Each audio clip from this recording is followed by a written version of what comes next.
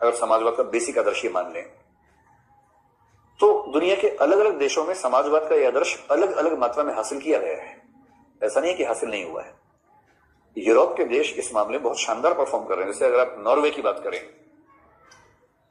एक अर्थ में इंग्लैंड की बात भी कर सकते हैं, और ये जो ईस्ट जर्मनी था जिसमें ये हंगरी जैसे देश जो हैं, उन सब की बात भी अगर करें, आपको ये जान के बड़ा आश्चर्य होगा कि इनमें से अधिकांश देशों में हर नागरिक का पूरी पढ़ाई का खर्चा, पूरा स्वास्थ्य का खर्चा राज्य उठाता है। हायर एजुकेशन में पूरा नहीं उठाते हैं, लेकिन जो बेसिक एजुकेशन 10वीं क्लास तक की, उस राज्य के नागरिक को एक पैसा भी खर्च करने की जरूरत नहीं है, पूरा खर्चा राज्य की ओर से होता है। और वो स्कूल, सरकारी स्कूल वैसे नहीं होते जैसे हमारे यहां होते हैं कि जहां कोई पढ़ना ना चाहे। वहां सरकारी स्कूल प्राइवेट स्कूल में अंतर 19-20 का है सिर्फ। और प्राइवेट स्कूल में केवल वो पेरेंट्स बच्चों को भेजते हैं जो इतने अमीर हैं कि वो बस थोड़ा सा दिखाना चाहते हैं कि धौंस हमारे पास है। लेकिन प्राइवेट स्कूल और सरकारी स्कूल का अंतर वहां पर नाम मात्र का है। कई मामलों में सरकारी स्कूल ज्यादा अच्छा परफॉर्म करते हैं वहां पर। हेल्थ फैसिलिटीज हर नागरिक को 100% फ्री और अच्छी फैसिलिटीज। ये नहीं कि ऑपरेशन की जरूरत आज है, नंबर 25 साल बाद आएगा। जब जरूरत है तभी नंबर भी आ जाएगा। बहुत होगा तो 1 महीने बाद आ जाएगा, 15 दिन में आ जाएगा, लेकिन ऐसा नहीं होगा। इस पैरामीटर पर हम ये कह सकते हैं कि हम उस आदर्श से शायद ज्यादा दूर हैं, वो उस आदर्श से कम दूर है। दूरी है, पर कहीं दूरी 5% है, कहीं दूरी 70% है। ये अंतर तो रहता ही रहता है। ऐसे ही एक दूसरा एग्जाम्पल मैं आपको देता हूं जो मुझे लगता है कि बड़ा महत्वपूर्ण है। हमने शायद पहली क्लास में डिस्कस किया भी हल्का फुल्का। एक आदर्श ये है कि एक अच्छे समाज में स्त्रियों को या बच्चों को अपनी सुरक्षा के लिए चिंतित नहीं होना चाहिए। देखिए, पश्चिम में इस पर खूब रिसर्च हुई है। रेप के बारे में किताब लिखी, जो राइटर है मेरे ख्याल से सुजान ब्राउन मिलर उसका नाम था, उसने किताब लिखी बड़ी अच्छी सी, द रेप विक्टिम नाम से किताब लिखी। और उस किताब में एक बड़ा अच्छा कंसेप्ट दिया। उसने कहा कि जिन महिलाओं के साथ रेप होता है वो तो एक पक्ष है, कितनी महिलाओं से होता है कहना बड़ा मुश्किल है। इसका ऑथेंटिक डेटा ना आज तक मिला है, ना शायद मिल पाएगा। ये तो सारा इनऑथेंटिक डेटा है। मतलब मेरे ख्याल से मैं क्लास में कई बार पूछता हूं तो क्लास के लोग इस बात को समझते भी हैं। जैसे आप ही लोग बताइए ना, छोड़िए किसी और से क्या पूछना है। अगर भारत में कुल महिलाएं 100 हैं, आपको यह बताना कि इन 100 महिलाओं में से कितनी महिलाओं को जीवन में कभी ना कभी, पूरे जीवन में कभी ना कभी किसी ना किसी स्तर पर लैंगिक शोषण को झेलना पड़ेगा, जिसमें छेड़खानी भी हो सकती है, गंभीर छेड़खानी हो सकती है, मोलेस्टेशन हो सकता है, और चरम स्थिति में वो बलात्कार भी हो सकता है। कितनी महिलाओं को कभी ना कभी इस स्थिति से गुजरना पड़ता होगा। मैं मोलेस्टेशन वगैरह मिला के बता रहा हूं, जिसमें गंभीर छेड़खानी है, फिजिकल छेड़खानी को मिला के बता रहा हूं। कितनी संख्या होगी इसकी? 95। चलिए, आप लगभग सब लोग कह रहे हैं कि कम से कम 95 है। 95% महिलाओं को सब झेलना पड़ता होगा। और 5% वो महिलाएं हैं जो या तो घर से ज्यादा बाहर निकली नहीं है, एक्सपोजर कम है, और या सौभाग्यशाली है।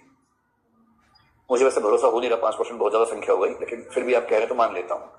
मेरे ख्याल से संख्या 99 के प्लस ही कुछ होगी, 99 पॉइंट कुछ में होगी, या फिर भी चलिए आप कह रहे हैं तो मान लेते हैं। अब ये बताइए ईमानदारी से कि 95% महिलाओं में से कितनी महिलाएं पुलिस में कंप्लेन करती होंगी? यह संख्या मेरे ख्याल से अधिकतम 1% है। मैक्सिमम बता रहा हूं मैं आपको आश्चर्य होगा। समाज को समझने का यह तरीका होता है।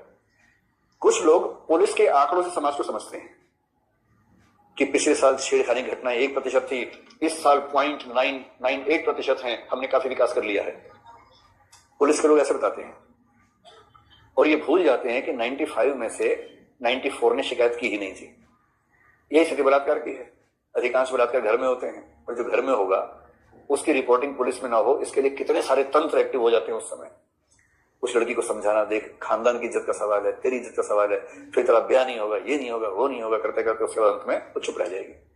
और क्योंकि वो चुप रह गई, इसलिए कम से कम 2 या 3 का और बलात्कार होगा, क्योंकि वो चुप रह गई थी। सबको हौसला आ जाता है उसके बाद कि चलो एक हो गया तो अगले में भी दिक्कत नहीं आएगी।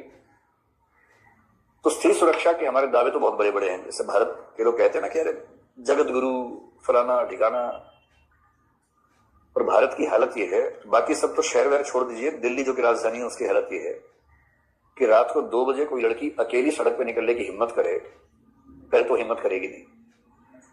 और अगर कर दी, मान लीजिए, कल्पना कीजिए, एक सर्वे हुआ था 2 साल पहले, मैं 2 बजे की बात नहीं कर रहा हूं, 10 बजे की बात कर रहा हूं सिर्फ, कि 10 बजे एक लड़की, और वो जैसे लोग अच्छे से तैयार होते हैं, वो तैयार होकर कहीं जा रही है, मान लीजिए, तो सड़क पे जगह खड़ी है, किसी बस का वेट कर रही है, ऑटो का वेट कर रही है, 10 बजे है, अकेली है।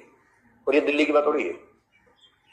दिल्ली का हाल ये है कि अगर रात को 9-10 बजे कोई लड़की अकेली खड़ी हो तो जितनी गाड़ियां आती हैं उनमें से आधी रुक जाती हैं, इस भाव से कि ये जरूर प्रोस्टिट्यूट है, इसलिए खड़ी है कि ग्राहक मिल जाए इसे। दिल्ली का ये हाल है। और उनमें से कुछ लोग इस भाव से बात करते हैं कि उसको उठा ही लें, अपहरण कर लें। और यदि वो पुलिस से गए तो पुलिस वाले ताऊ सारे हरियाणा से आते हैं पुराने वाले, वो क्या बोलते हैं, खड़ी क्यों थी यहां पर तू। ये दिल्ली का हाल रात के 9-10 बजे का है।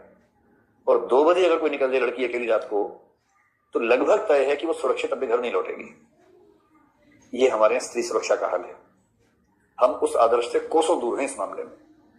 और यूरोप में, अमेरिका में कई ऐसे देश हैं, मतलब सैकड़ों तो क्या देशों में, 200 तो हैं कुल देश, लेकिन सैकड़ों ऐसे शहर हैं कि वहां पर 24 घंटे किसी को फर्क ही नहीं पड़ता है।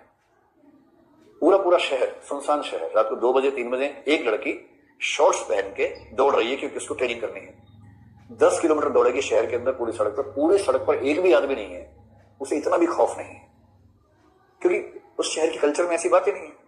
उस शहर में कोई ये सोचता ही नहीं कि ऐसी हरकत की जा सकती है या ऐसी हरकत करने का मन में भाव आता ही नहीं। तो इसका मतलब ये हुआ कि अलग अलग पैरामीटर्स पे अलग अलग समाज आदर्श से ज्यादा या कम नजदीक हो सकते हैं, लेकिन तब भी ये तय है कि 100% तो मतलब वो शहर भी ये नहीं कह सकते कि हमारे यहाँ कभी ऐसा होगा ही नहीं। एक आध रेयर घटना वहां भी हो ही सकती है, इस बात का भय तो वहां पर भी रह ही सकता है।